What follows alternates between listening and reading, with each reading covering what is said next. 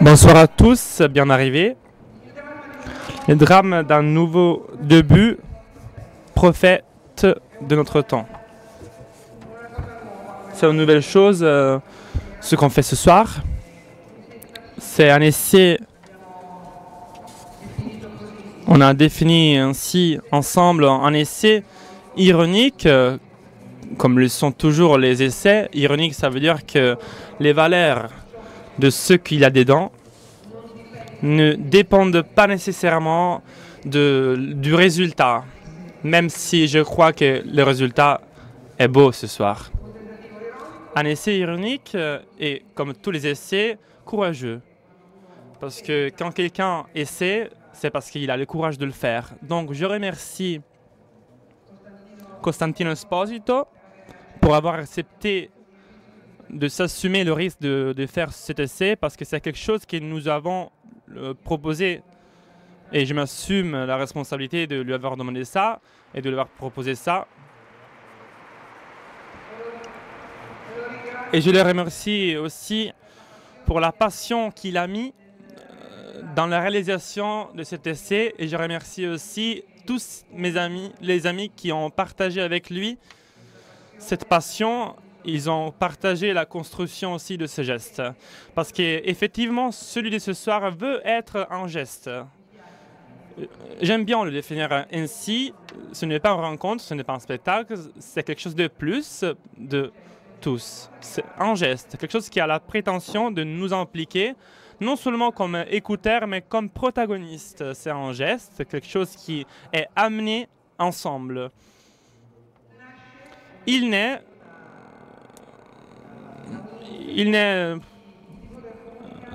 d'un besoin, d'un élan de vouloir communiquer un contenu.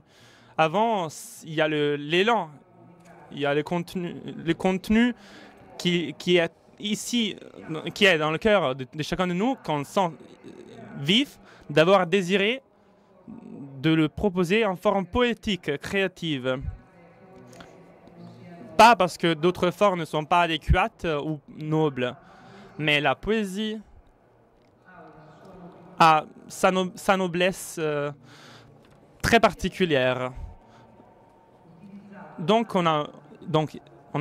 ils ont utilisé de la musique, des poésies, des images, et tout cela, toute cette richesse d'art est pour faire parler des philosophes et des théologistes.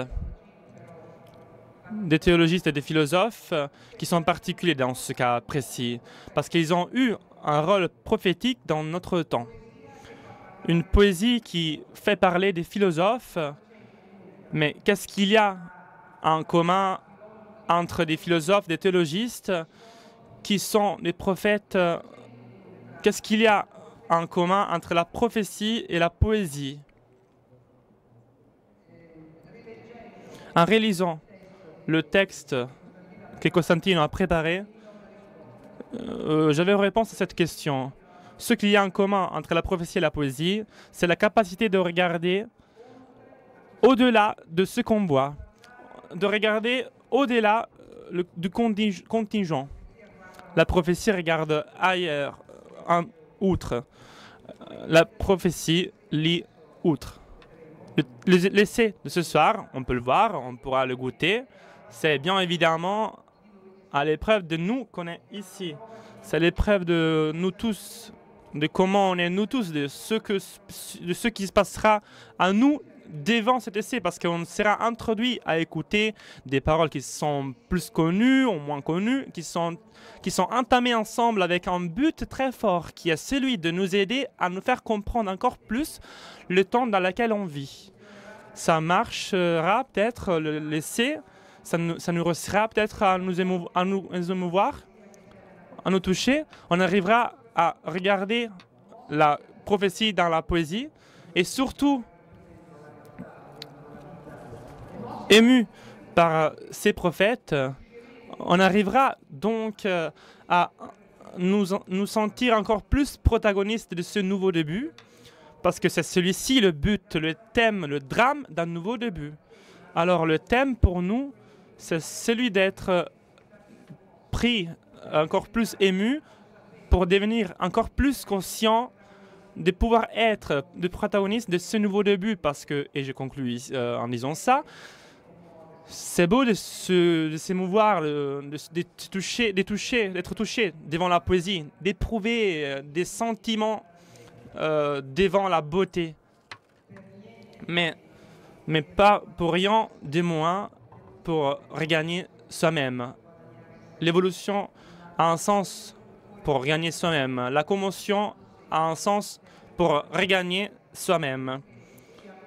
Ce qu'on s'attend et ce qu'on souhaite qui arrive du geste de ce soir, c'est vraiment une émotion devant ce qu'on va écouter et voir, pour que ça puisse être une aide pour regagner soi-même, pour regagner le sens d'un nouveau possible début. Merci encore.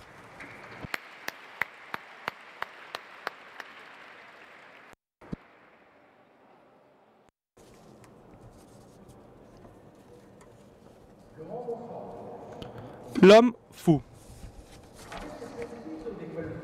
N'avez-vous pas entendu parler de cet homme fou qui, en plein jour, allumait une lanterne et se mettait à courir sur la place publique en criant sans cesse « Je cherche Dieu! Je cherche Dieu !»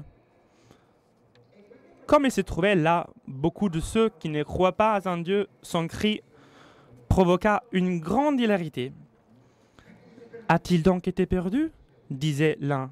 « S'est-il égaré comme un enfant ?» demandait l'autre. « Ou bien s'est-il caché? A-t-il peur de nous? S'est-il embarqué? A-t-il émigré ?» Ainsi criait et riait-il pêle-mêle. Le fou sauta au milieu d'eux et les transperça de son regard. « Où est allé Dieu ?» s'écria-t-il. « Je veux vous le dire. Nous l'avons tué, vous et moi. Nous tous. Nous sommes ces assassins. Mais comment avons-nous fait cela? Comment avons-nous pu vider la mer? Qui nous a donné l'éponge pour effacer l'horizon? Qu'avons-nous fait lorsque nous avons détaché cette terre de la chaîne de son soleil? Où la conduisent maintenant ces mouvements? Où la conduisent nos mouvements? Loin de tous les soleils? Ne tombons-nous pas sans cesse, en avant, en arrière, de côté, de tous les côtés?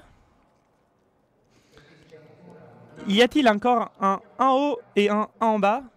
N'errons-nous pas comme à travers un néant infini? Le vide ne nous poursuit-il pas de son haleine? Ne fait-il pas plus froid? Ne voyez-vous pas sans cesse venir la nuit, plus de nuit? Ne faut-il pas allumer les lanternes avant midi? N'entendons-nous rien encore du bruit des fossoyeurs qui enterrent Dieu? Ne sentons-nous rien encore de la décomposition divine? Les dieux, eux aussi, se décomposent. Dieu est mort. Dieu reste mort. Et c'est nous qui l'avons tué.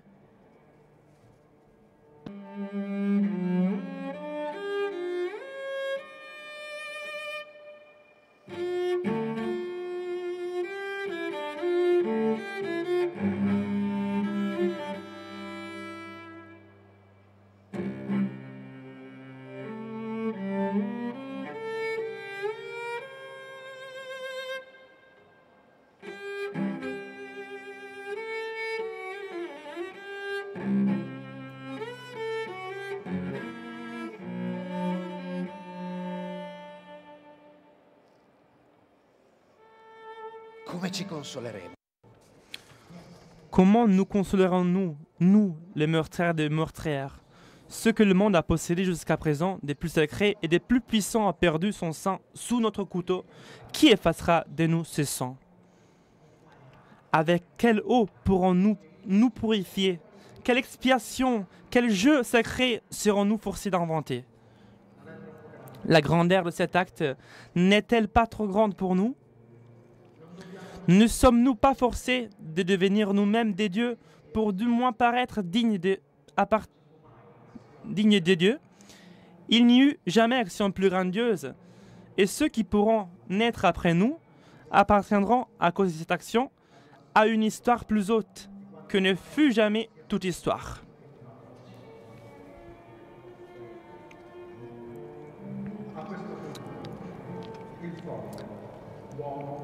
Ici, l'encensé se tut et regarda de nouveau ses auditeurs. Eux aussi se turent et le dévisagèrent avec étonnement. Enfin, il jeta à terre sa lanterne, en sorte qu'elle se brisa en morceaux et s'éteignit. « Je viens trop tôt, dit-il alors. Mon temps n'est pas encore accompli. Cet événement énorme est encore en route. Il marche et n'est pas encore parvenu jusqu'à l'oreille des hommes. Il faut du temps à l'éclair et au tonnerre. Il faut du temps à la lumière des astres. Il faut du temps aux actions, même lorsqu'elles sont accomplies, pour être vues et entendues. Cet acte-là est encore plus loin d'eux que l'astre le plus éloigné. Et pourtant, c'est eux qui l'ont accompli.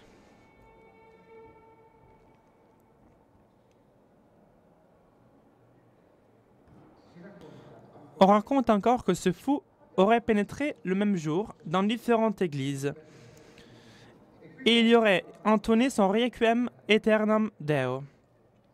Expulsé et interrogé, il n'aurait cessé de répondre la même chose. À quoi servent donc ces églises si elles ne sont pas les tombes et les monuments des dieux?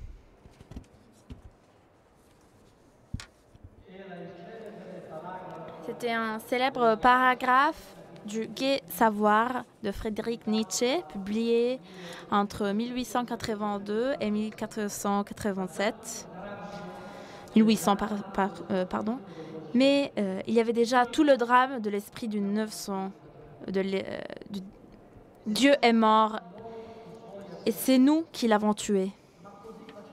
Mais ces faisant, nous n'avons seulement perdu la référence à une valeur morale absolue, mais nous avons aussi perdu notre place au monde. La mort de Dieu trouve son accomplissement dans la mort du moi. Comme on peut voir dans ces visages détruits de Francis Bacon et comme on a entendu dans la musique de Gaspard Casado. Cette dissolution de l'humain est reconnue de façon prophétique d'un grand théologue français, Henri de Lubac, dans un livre de 1943 intitulé « Les drames de l'humanisme athée ». De Lubac essaye de comprendre ce qui s'est passé avec le merge du nihilisme dans la culture bourgeoise européenne entre les deux siècles. Un nihilisme qui jette son ombre jusqu'à nos présents. On va maintenant entendre une paraphrase du texte de Lubac. Quitter la venue de l'homme dans cet humanisme athée. Un être que nous pouvons encore à peine oser appeler être. Une chose qui n'a plus d'intériorité, une cellule entièrement immergée dans une masse en devenir. Un homme social, historique, duquel il ne reste qu'une pure abstraction, en dehors des rapports sociaux et de la situation dans laquelle il se définit en tant que tel. Cet homme est littéralement dissous, que ce soit au nom du mythe ou de la dialectique, nazisme, bolchevisme. En perdant la vérité, l'homme se perd soi-même. En réalité, il n'y a plus d'homme, parce qu'il n'y a plus rien qui transcende l'homme. Mais de quoi nous parlons quand on parle de Dieu? Du Dieu qui est mort et du Dieu vivant. Ici, le nihilisme fait sauter le code de la tradition morale chrétienne, ou pour mieux dire, le code d'un christianisme réduit désormais à une loi morale, à une règle de comportement éthique, et donc nous force à reconnaître le contenu qu'on ne peut pas tenir pour acquis des paroles que nous utilisons. Dans les paroles de Lubac, l'humanisme athée ne pouvait pas se conclure à autre chose qu'une faillite. L'homme est soi-même, seulement parce que son visage est illuminé d'un rayon divin. Dieu n'est pas seulement pour l'homme une norme qui s'impose et qu'un les guidant le soulage. Il est l'absolu qui le crée, c'est l'aimant qui l'attire, l'au-delà qui le stimule. C'est l'Éternel qui lui offre le seul environnement dans lequel il peut respirer. Cela m'a beaucoup frappé de Lubac, un de grands prophètes, parce qu'il arrive à traverser, à comprendre, à souffrir le drame énorme dont Nietzsche connaissait déjà. Il était déjà conscient, parce qu'il comprenait bien que c'était le Dieu vivant. Seulement qui connaît le Dieu vivant pour comprendre le drame de la mort de Dieu. Et donc le nihilisme, considéré comme la domination de la pure et absolue immanence, il n'y a plus un au-delà, transforme inévitablement cette transcendance, c'est-à-dire le respire, le souffle de l'être humain, l'ouverture de l'intelligence. Il la transforme dans l'acceptation du destin, d'un destin aveugle.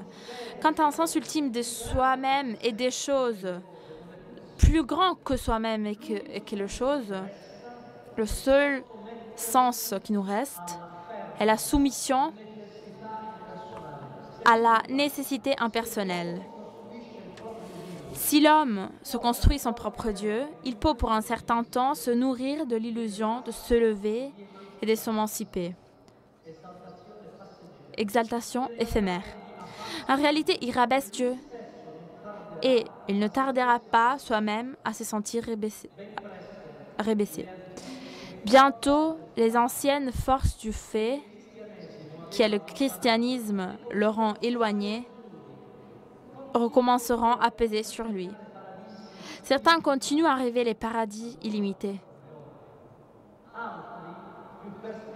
D'autres, plus perspicaces, ne tarderont pas à se souvenir que ce fait ne peut pas être vaincu, qu'il est à l'origine et à la fin de tout, et que la seule ressource qui reste à l'humain est de tenter de l'aimer. Ego fatum amor fati. Mais au fond, cet athéisme amène en soi, et c'est la chose la plus subtile à comprendre, mais la plus intéressante pour le temps actuel, cet athéisme porte en soi comme recroquevillé et sans vie l'histoire chrétienne. On pourrait dire que cet athéisme est le côté obscur d'une tradition qu'on pense connaître déjà. Parce qu'il se présente comme une prétention absolue qui cache une solitude absolue. Comme un désir brûlant, nous l'avons entendu dans le texte de Nietzsche. On l'a vu dans les images de Francis Bacon. Comme un désir brûlant, sans rien à désirer. Une soif infinie, sans plus d'eau à boire. Encore des mots paraphrasés de Lubac. Ces formes d'athéisme conservent souvent des valeurs d'origine chrétienne, mais par le fait d'avoir coupé ces valeurs de leur source chrétienne, ils ont été impuissants à les maintenir dans leur force. Et même dans leur authenticité pure. Par exemple, esprit, raison, liberté, vérité, fraternité, justice. Ces grandes choses sans laquelle il n'y a pas de vraie humanité, que le paganisme antique avait entrevues et que le christianisme avait fondées, deviennent rapidement irréelles. À partir du moment qu'elles n'apparaissent plus comme un rayonnement de Dieu. À partir du moment que la foi cesse de le nourrir avec ses fruits. Elles deviennent des formes vides.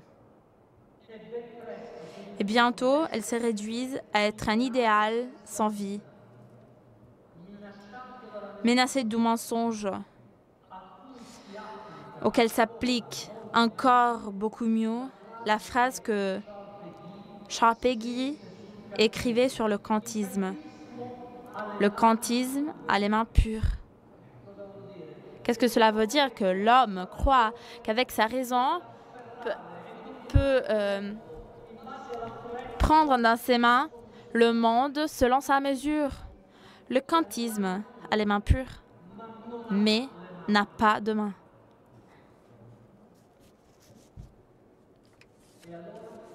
Et alors, de Lubac termine. Et maintenant, qu'est-ce qui nous touche? Nous retournerons peut-être à la barbarie, à une barbarie sans aucun doute très différente de celle antique, mais certainement beaucoup plus atroce. C'était en 1943, il appelle une barbarie technique et centralisée, une barbarie réflexivement inhumaine. Ou bien nous serons retrouvés dans des conditions différentes, avec une conscience approfondie et avec un élan plus libre. Est-ce que nous serons retrouvés les dieux qui l'Église même semble proposer, les dieux vivants qui a créé l'homme à son image? Ceci est, au-delà des problèmes qui nous frappent, la grande question qui se pose aujourd'hui.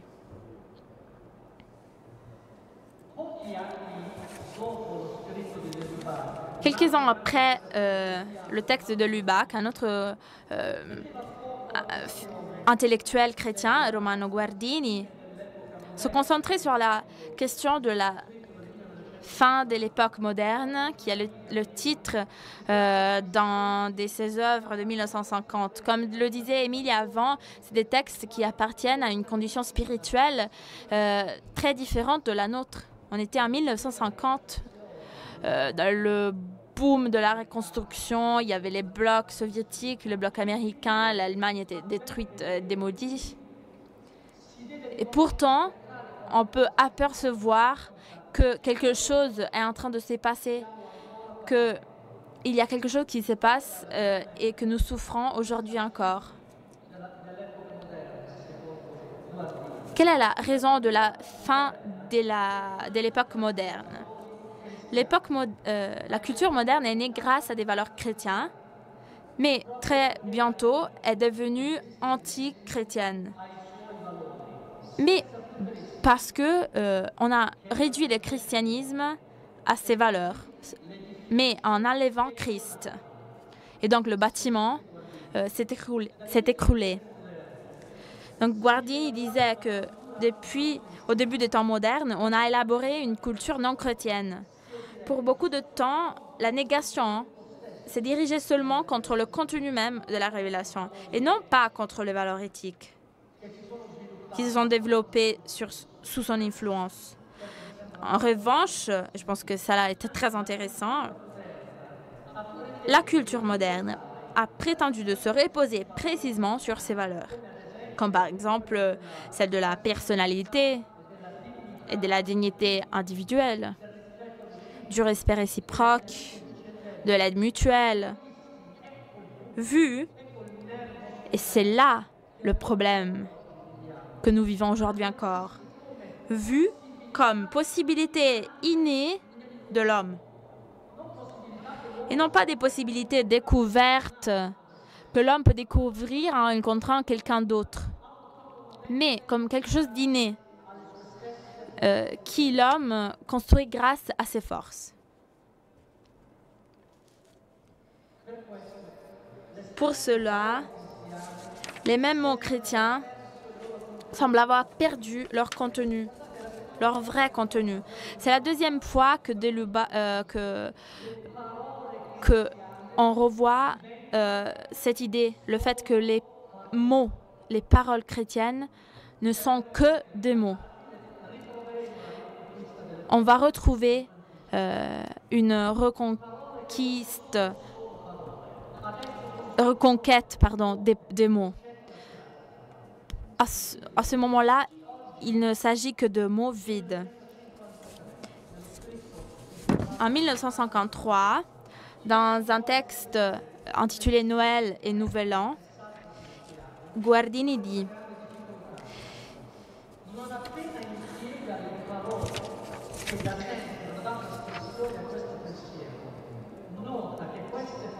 Ceux qui aujourd'hui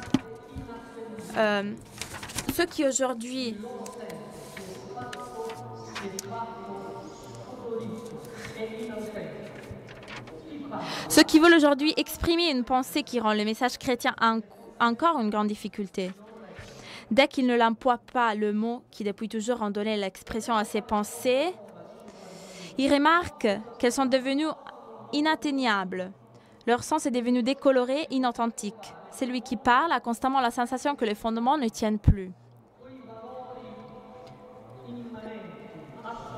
On donc cherche de trouver un fondement naturel des valeurs humaines dans lesquelles l'homme peut s'identifier grâce à sa raison. Mais ce jeu ne vaut pas le coup. Les jeunes antiques ont quelque chose de inquiet. Mais quand Christ est arrivé, tout a changé parce que Christ a regardé l'humain de façon à ce que l'homme s'est senti regardé avec une profondeur, une vérité, une émotion qu'il n'a jamais pu s'enlever. Il pourra nier ses regards, il pourra prétendre d'être pré-chrétien, mais c'est impossible. Il pourra le malédire, il a pour maudire, mais il ne pourra plus faire comme si une personne telle que le Christ, l'a regardé. Le Christ amène cette profonde clarté, une terrible clarté, à travers laquelle il a connu ce qu'il y a dans l'homme. Et il a subi l'existence humaine. Ce regard ne peut pas être répété parce que le Christ regarde l'expérience humaine en la souffrant sur lui. Donc, Guardini, comme un prophète, dit que le vide des 20 dernières années, et on parlait de nazis et de communisme, mais on pourrait citer d'autres idéologies de notre temps, en réalité, existaient depuis longtemps. Donc, il a un regard très subtil et clair. Le temps à venir créera une clarté terrible, mais saine. Aucun chrétien peut se réjouir de l'avènement d'une négation si radicale au christianisme. Mais il convient de mettre à nu cette déloyauté.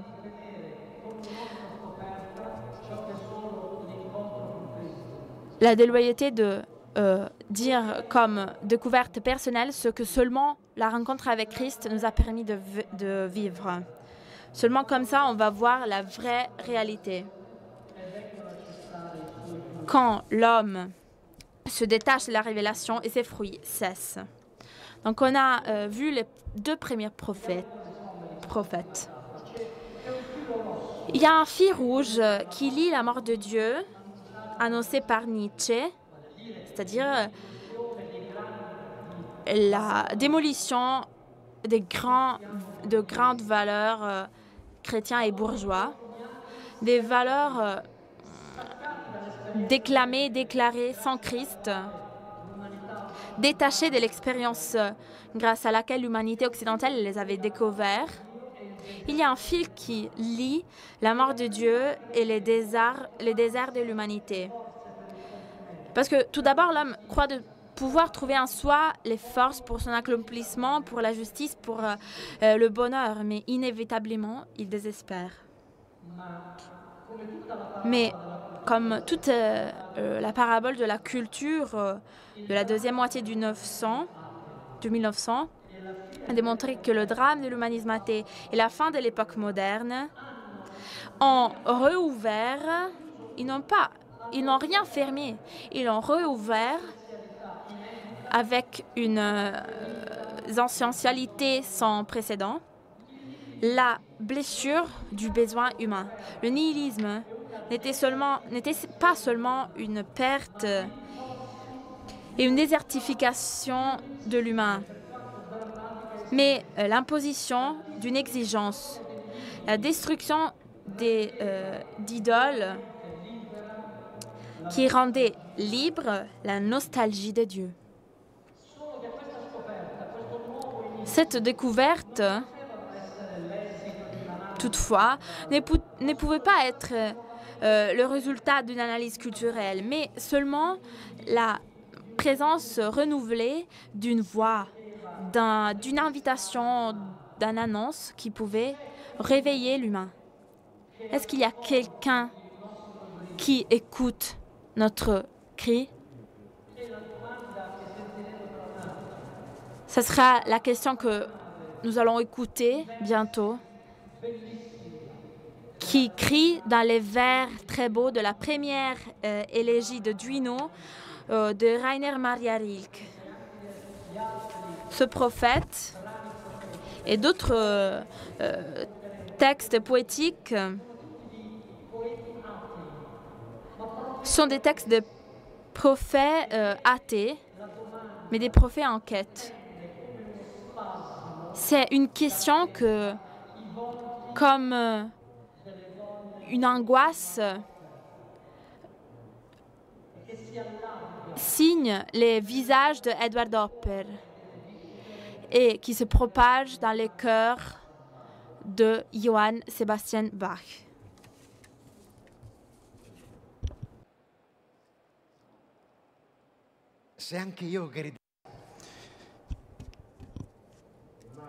Qui donc, si je criais, n'écouterait dans les ordres des anges?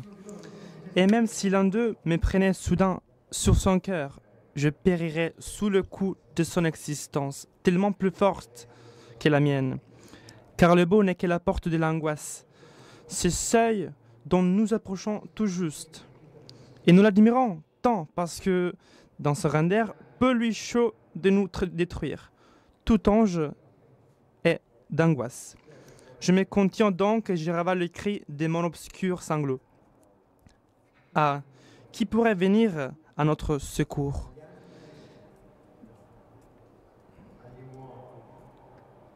Ni les anges, ni les hommes. Et même les animaux avertis savent que nous ne sommes guère chez nous en ce monde de clarté définie.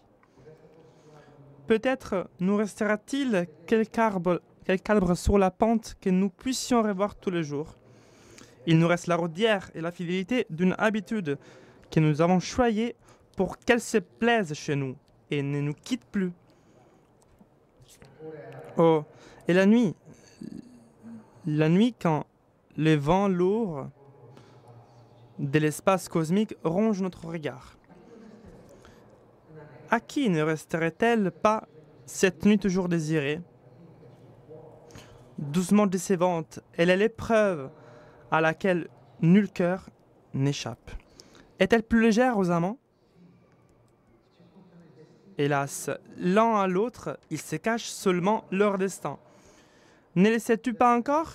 Confie le vide de tes bras aux espaces que nous respirons.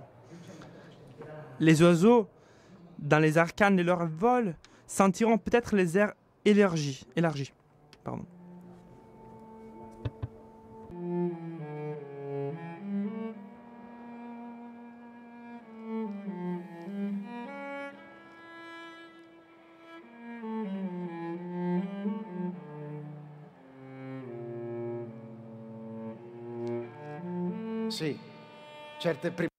Oui, les printemps avaient besoin de toi. Tant d'étoiles t'invitaient à les découvrir. Des fonds de ta mémoire, une vague accourait vers toi. Ou bien, quand tu passais devant une fenêtre ouverte, les chants d'un violon t'appelaient. Tout cela était mission pour toi. Mais as-tu su l'accomplir ?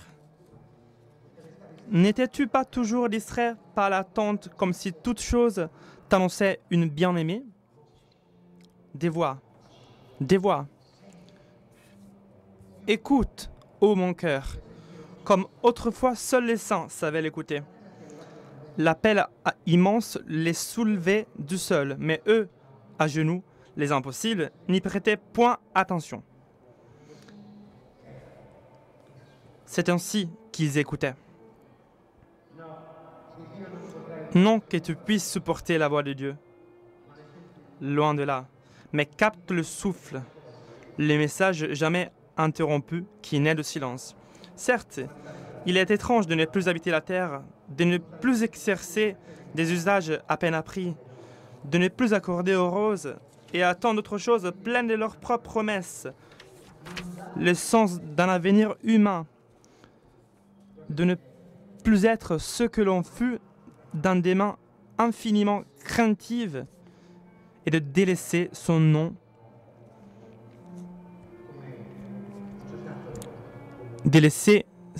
même comme un jouet cassé.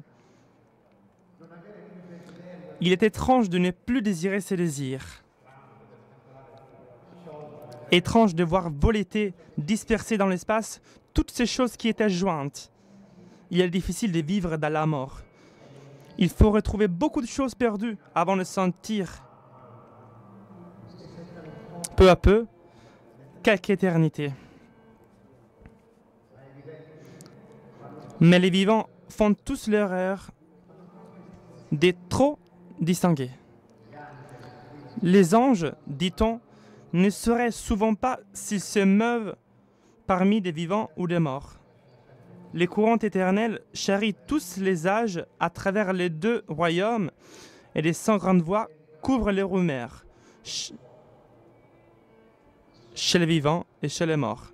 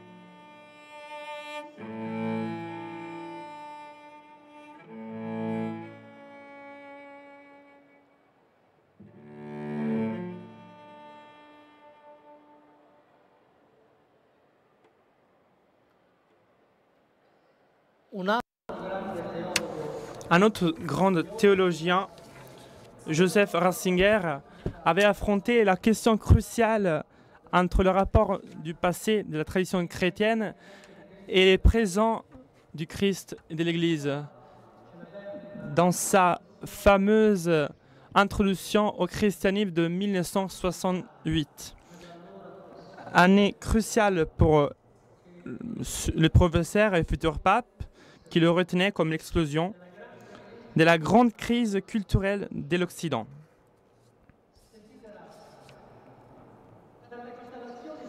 on écoute les mots de Ratzinger.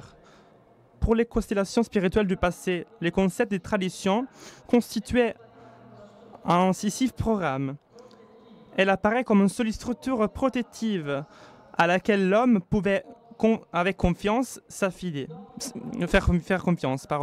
Aujourd'hui, par contre, il domine le sentiment contraire. La tradition apparaît comme ce qui s'est dépassé, désormais dépassé par les événements, alors que le progrès est comme l'authentique promesse établie dans l'être, puisque l'homme ne se sent pas chez lui dans le domaine de la tradition du passé, mais dans le progrès et dans le futur. Même pour cette raison, une fois que se fait rencontre avec l'étiquette de tradition, doit apparaître comme quelque chose de dépassé, qui ne peut pas constituer le lieu de son existence.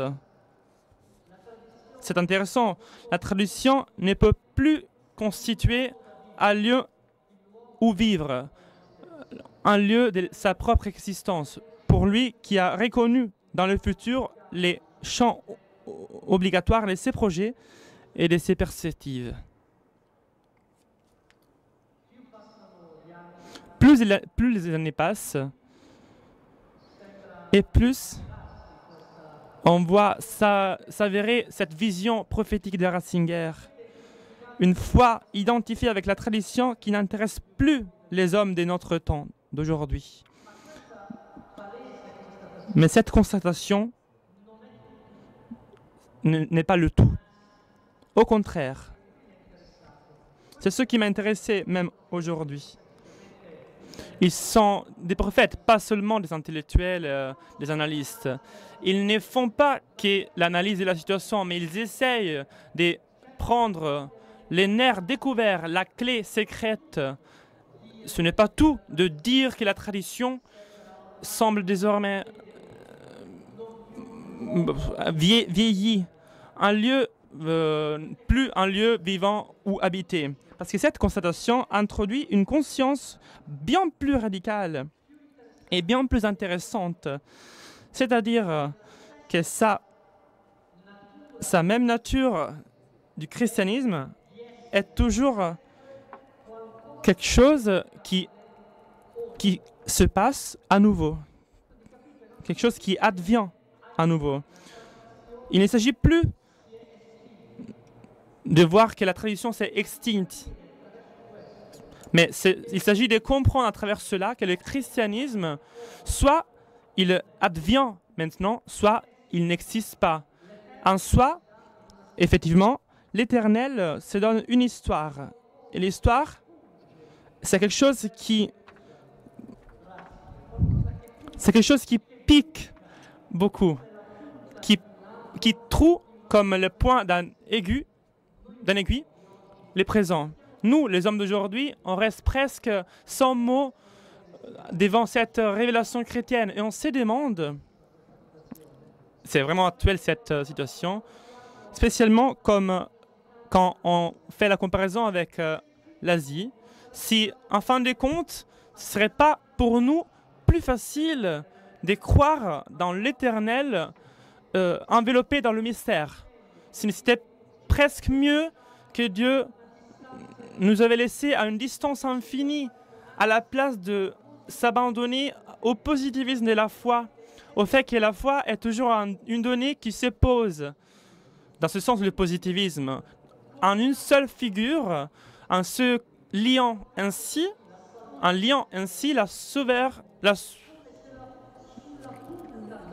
le salut de l'homme, comme si l'aiguille,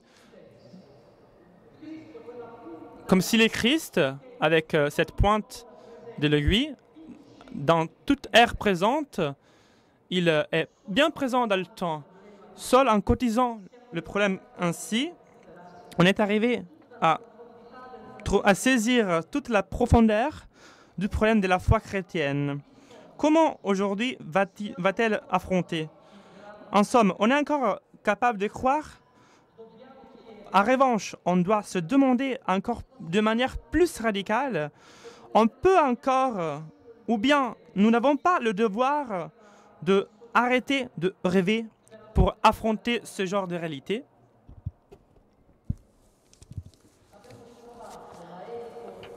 On a retrouvé le cours de cette question de Joseph Ratzinger dans une très belle poésie de Pier Paolo Pasolini. C'est un poème qui peut être comparé à une lettre à un jeune catholique. Il prend de la distance, mais il reconnaît de manière vertigineuse que quelqu'un l'appelle. Les images que vous allez voir aussi sont deux autoportraits du Pasolini même, qui communiquent une chose différente par rapport à la chair détériorée et muette de Francis Bacon. La poésie, le poème n'est pas traduit en français, donc on va l'écouter en italien. Le poète, en bref, raconte l'expérience d'un vide, d'un lieu inexploré, d'un vide dans le cosmos. Mais il découvre que dans le vide du cosmos, il y a le Père, il y a quelqu'un qui l'appelle. La lietezza esplode contro quei vetri sul buio, ma tale lietezza che ti fa cantare in voce è un ritorno dalla morte. E chi può mai ridere dietro, sotto il riquadro del cielo annerito? Non scherzo, perché tu hai esperienza di un luogo che non ho mai esplorato. Un vuoto nel cosmo. È vero che la mia terra è piccola, ma ho sempre affabulato sui luoghi inesplorati con una certa lietezza, quasi che non fosse vero. Ma tu ci sei, qui, in voce. La luna è risorta, le acque scorrono. Il mondo non sa d'essere nuovo e la sua nuova giornata finisce contro gli alti cornicioni e il nero del cielo. Chi c'è in quel vuoto del cosmo che tu porti nei tuoi desideri e conosci? C'è il Padre, sì, Lui. Tu credi che io lo conosca? Come ti sbagli? Come ingenuamente dai per certo ciò che non lo è affatto? Tu sorridi al Padre, quella persona di cui io non ho alcuna informazione, che ho frequentato forse in un sogno che non ricordo. Eppure strano. È da quel mostro di autorità che proviene anche la dolcezza. Accidenti, come l'ho ignorato. Così ignorato da non saperne niente. Cosa fare? Tu doni, tu spargi doni, hai bisogno di donare, ma il tuo dono te l'ha dato Lui, come tutto. Io fingo di ricevere, ti ringrazio, sinceramente grato, ma il debole sorriso sfuggente non è di timidezza, è lo sgomento più terribile, ben più terribile, di avere un corpo separato nei regni dell'essere. Se è una colpa, se non è che un incidente, che al posto dell'altro per me c'è un vuoto nel cosmo. Un vuoto nel cosmo. E da là tu canti.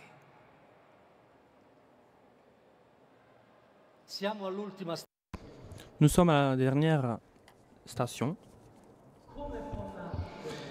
Mais comme peut-il naître le nouveau dans cette tradition chrétienne où, malgré cela, ou peut-être parfois contre celle-là, l'expérience chrétienne ne peut jamais être pareille avec cette chose déjà acquise.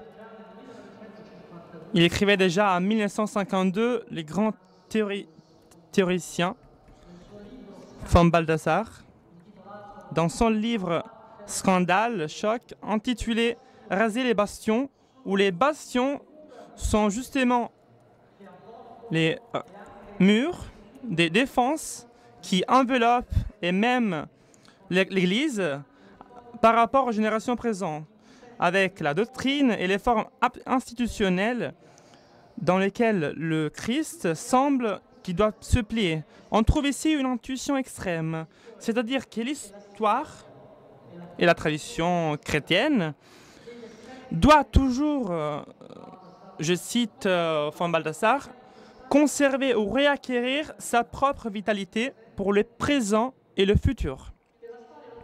Que l'histoire ne peut pas être qu'une histoire. Et la tradition ne peut jamais être seulement une tradition. Parce que, c'est encore le mot à lui, tout ce qui a été réalisé jusqu'à là n'est pas encore ce que le Christ exige à présent, directement de moi et de toi, de notre génération. Et sans cela, tout tomberait dans la nuit. Il ne s'agit pas d'être traditionnaliste ou innovateur. Ce sont des catégories idéologiques, religieuses et politiques. Il s'agit de comprendre qu'est-ce que c'est la vie chrétienne, en le lisant en mots chers à von Balthasar. Qu'est-ce que c'est la sainteté? Qu'est-ce que ça choque toujours le déjà su? Écoutez un moment ces grands prophètes.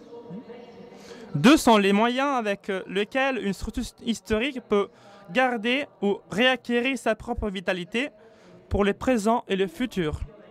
L'un est violent et provient de l'extérieur. C'est la destruction de la tradition, des monuments, des bibliothèques, des archives et ainsi de suite. Le deuxième est spirituel et provient de l'intérieur. C'est la force du dépassement de la vitalité qui donne âme à toutes les traditions. Une vitalité qui connaît tout le passé et toutefois est capable de se détacher dans la mesure dans laquelle exige le sens des responsabilités et la disponibilité au futur. La deuxième voie, qui vient de l'intérieur, donc, est exigeante, difficile. Le dépassement de l'intérieur, opéré de la force dure, spirituelle de leur sainteté, contraposée à la force explosive des bombes. Et encore aujourd'hui, ceci est tragiquement évident. Mais où serait-elle l'épreuve de la force de cette jeune sainteté si ne devait pas être constamment pénétrée la dure coque de qui prétend de posséder déjà tout. Il faudrait donc, il faut remarquer cette notation de méthode, il faudrait bien donc viser de manière aiguë le regard sur les points dans lesquels la jeune sainteté casse les coques du passé pour venir fraîche, comme pendant les premiers jours, à la lumière du monde contemporain et présent. Il lui fait l'écho Don Giussani dans un bref, mais très dense écrit de 1960, appelé « Comment éduquer au sens de l'Église ». Il écrit Don Giussani de manière paradoxale, avec un passage paradoxal mais charmant. L'Église, il écrit Don Giussani, l'Église n'est pas la vérité, mais quand la méthode avec laquelle Dieu a donné la vérité au monde. Nous pouvons dire aussi que l'Église est la continuation dans l'histoire de la figure du Christ. Les problèmes de l'Église sera donc de découvrir et de vivre le méthode que le Christ a utilisée. Et ça frappe ce que von Balthasar écrivait. c'est à l'unisson. La vérité de la vie chrétienne est en ça comme la manne du désert. Nous ne la pouvons pas mettre de côté et la conserver. Aujourd'hui, elle est fraîche. Demain, elle est pourrie. Une vérité qui continue seulement d'être transmise sans être repensée à fond. Elle a perdu sa force vitale. Là où on se contente d'entendre la tradition comme la transmission des résultats acquis,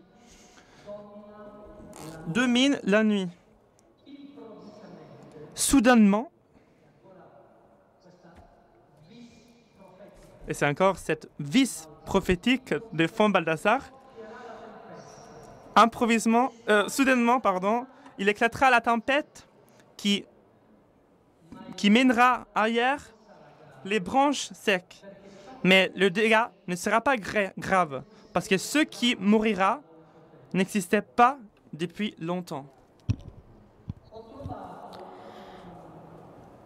J'ai retrouvé la transcription d'une conversation qui s'est déroulée ici, près de Rimini, à Torello, entre Don Giussani et quelques jeunes de Rimini.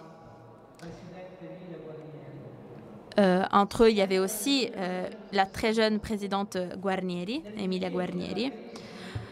On était encore en 1968 dans le boom de la crise de la conscience des contestations de l'époque. Don Giussani, il l'observait. Il disait on pense que c'est un signe des temps que ce n'est plus le discours sur la tradition, ce n'est plus l'histoire qui peut fonder un rappel à une adhésion au fait chrétien, au christianisme. Je pense que ce n'est pas ça qui pousse les personnes, qui puisse pousser les personnes à adhérer au christianisme. Ce qui aujourd'hui, je crois, peut devenir une raison pour adhérer est la rencontre avec une annonce, le christianisme comme annonce et non pas comme théorie. Une annonce, c'est-à-dire un certain type de présence, une certaine présence chargée de contenu. En effet, Don Giussani fait une proposition, comme toujours, qui lui permet de redécouvrir lui-même son message. Donc, ce n'était pas pour les discussions qu'il faisait, ce n'était pas pour les explications qu'il faisait, ce n'était pas pour les rappels à l'Ancien Testament qu'il faisait. Il était parce qu'il constituait une présence chargée de contenu. C'est cela qui faisait en sorte que les gens suivaient le Christ. Parce que le message n'est pas un discours, il est une présence, une personne. C'est une façon de présence des personnes, d'une personne ou des personnes. C'est impressionnant de relire ces lignes de Giussani et après de les comparer avec certains textes de Font Balthazar et de ce qu'il disait dans des exemples plus émouvants et plus convaincants de sainteté qui recommence toujours et qui fait recommencer la tradition. On va paraphraser ces mots. Tout dépend de la conscience que nous avons du christianisme. Pour François d'Assise, être chrétien était quelque chose de si extraordinaire, si sûr et étonnant, comme être une créature humaine, un jeune, un homme. Et puisque être chrétien signifie être éternel et signifie jeunesse éternelle, sans danger de mourir, sa joie immédiate est des plus profondes. Pas un seul an le séparait de Christ qui s'est fait homme, de son berceau, de sa croix. Pour lui, François d'Assise, il n'y avait pas de poudre sur le temps par rapport à la fraîcheur du miracle. L'aujourd'hui de la liturgie des grandes célébrations était l'aujourd'hui de sa vie. Et quand Dieu vint dans la plénitude des temps, en accomplissant toutes choses, lui, il n'est pas été la fin de la révélation, mais son début, grâce auquel tout avait commencé à être à partir des origines du monde. En arché au logos. Qu'est-ce que aurait dû amener le logos autre que le début? Ces débuts, est-il possible c'est ce que le Christ fait advenir en accomplissant la blessure et le besoin authentique de l'homme. C'est on peut retrouver cette même rappel dans la 9e élégie de Duino de Rainer Maria Rilke. Et comme un artiste espagnol a gravé sur des roches à Bilbao. Vous allez voir cette photo, c'est une photo, c'est pas un tableau. Comme si l'onde de l'océan, d'un côté, coupe, cette vague coupe la roche, mais laisse de l'espace pour l'imprévu. Et l'homme retrouve sa mission, sa vocation, redonner le nom aux choses, redonner de l'espace aux mots. Les mots qui peuvent ressonner à nouveau. Il nous ouvre aux sensations, comme le grand artiste Bach nous enseigne grâce au prélude de la première suite au cello solo. Pourquoi?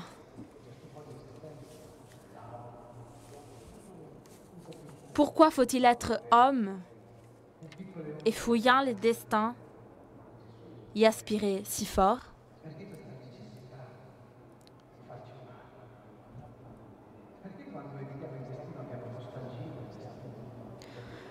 Pourquoi on a nostalgie du destin? Mais parce que être ici, c'est beaucoup. Et qu'ici, apparemment, tout a besoin de nous. Ces choses éphémères qui étrangement nous appellent. Nous, les plus éphémères.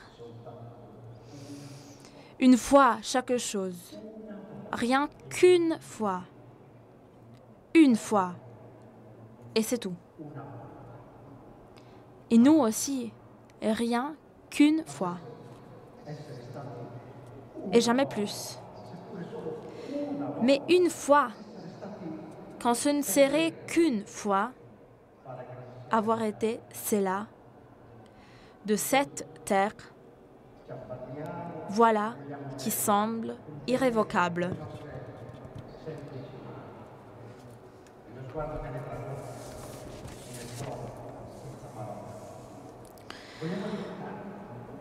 Nous voulons devenir cela. Sommes-nous peut-être pour dire maison, pont, fontaine, porte, cruche, arbre fruitier, fenêtre, tout au plus colonne, pilier. Mais pour dire, comprends-le, pour dire tout ce que le chose elle-même jamais n'est pensée être dans leur intimité. Pardon.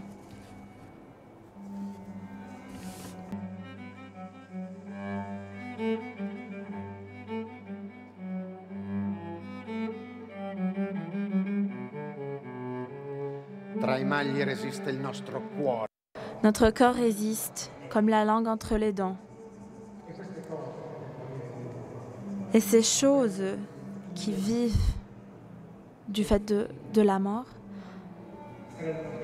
comprend qu'elles sont magnifiées, éphémères. Elles veulent être transformées dans le cœur invisible, en nous, à l'infini.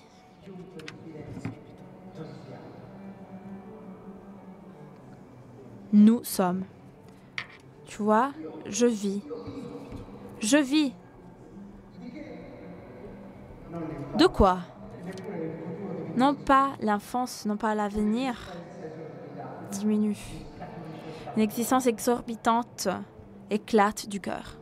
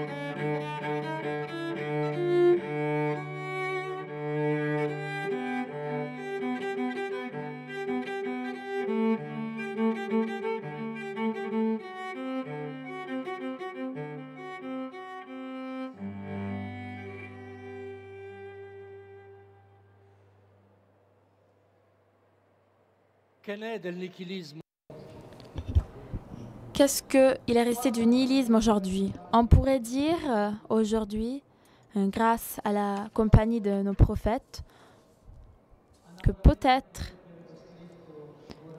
comme l'avait dit Guardini, nous pouvons parler de notre époque comme la fin du nihilisme.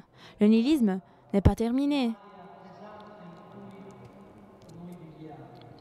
Il est encore dans l'air lourd dans lequel nous vivons.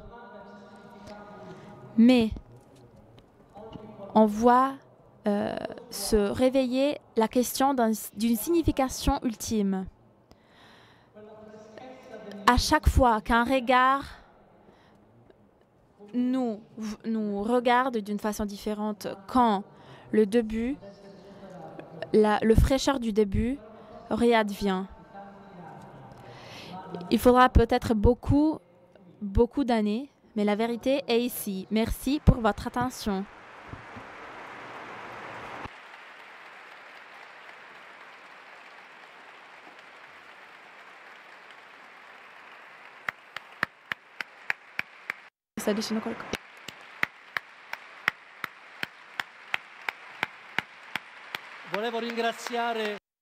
Je voudrais remercier mes copains, Alessandro Cefariello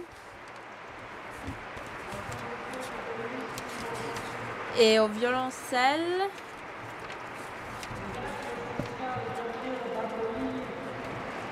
Giampiero Bartolini, le lecteur,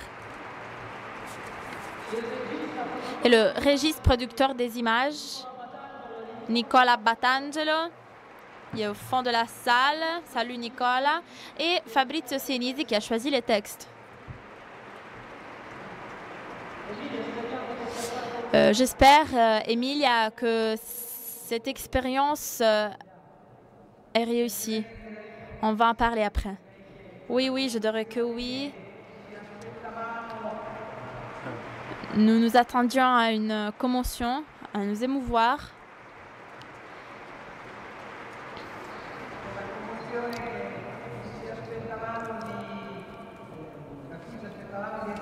On espérait d'être ému ce soir, on disait. Comme je disais au début, et pendant que j'écoutais, j'étais toujours plus convaincue que ce pari, on l'a vaincu. Parce que ce que nous avons partagé ce soir était vraiment la commotion de se rendre compte de pouvoir devenir des protagonistes dans ce nouveau début qui peut advenir dans le drame de l'histoire. Donc je te remercie Costantino, je remercie Piero Bartellini, je remercie Alessandra Cefaliello, je répète les noms parce qu'on ne les a pas mentionnés trop souvent. Donc Fabrizio et Alessandra Cefaliello et notre ami directeur Nicola Abatangelo qui nous a aidés avec les images. Je crois que cela, ça vaut le coup vraiment. Je utilise cette opportunité pour souligner comment ce que nous voyons et dont nous jouissons au meeting, nous devons le reconquérir à chaque fois, avec notre gratuité, avec notre volonté de réunir et de partager ce que nous sommes. Gratuitement ce soir, chacun des personnes que vous voyez sur la scène ont contribué au geste. C'est pour ça qu'on doit les remercier surtout. Parce que on ne peut pas tenir pour acquis que cela se passe. Leur témoignage aussi me pousse encore plus à vous donner cette annonce qu'on répète à chaque rencontre. Nous invitons tout le monde à participer à la construction du meeting à travers des dons. À ce but, dans différents pavillons, vous trouverez des kiosques avec une indication « Don maintenant ». Vous pouvez le faire dans ces kiosques où vous serez accueillis par des bénévoles qui portent un t-shirt vert. Merci de votre contribution et bonne soirée.